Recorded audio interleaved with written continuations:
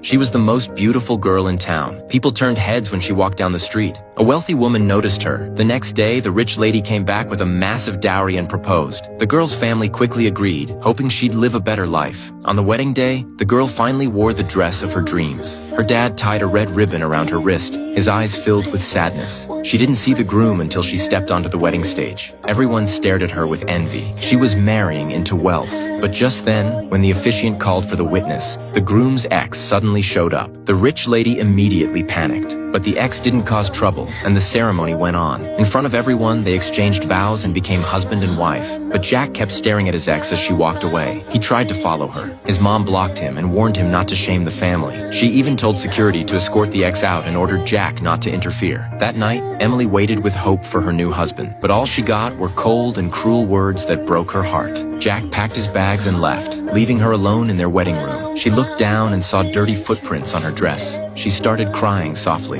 She didn't sleep all night. She picked up her phone but didn't call, afraid to worry her family. The next day, Jack's mom couldn't find him and took it all out on Emily. She knocked Emily to the floor and walked away without a glance. That night, Jack came home late and found her barely breathing. He rushed her to the hospital. When she woke up, her first words were, "I want a divorce." Jack felt guilty and told her to get better before deciding. The doctor confirmed she'd been assaulted and suggested calling the cops. But Emily softened and said she just fell. She didn't want to make it worse. Jack was ashamed and confronted his mother. But his mom said Emily was low class, so hitting her wasn't a big deal. When Jack said Emily wanted a divorce, his mom got furious. She didn't want their family name ruined. Out of guilt, Jack started treating Emily better. On the day she left the hospital, he even took her to eat street food. Back home, Emily looked around the empty house and felt afraid. Jack gently picked her up and brought her to bed, telling her to rest. That night, watching him sleep beside her, her heart slowly softened. The next day, Jack's mom came with a makeup kit and told Emily not to visit her family until the bruises faded. Later, Jack invited Emily to a party. She smiled and said yes, for the first time. When she walked down the stairs all dressed up, Jack was stunned. He grabbed her hand and proudly introduced her as his wife.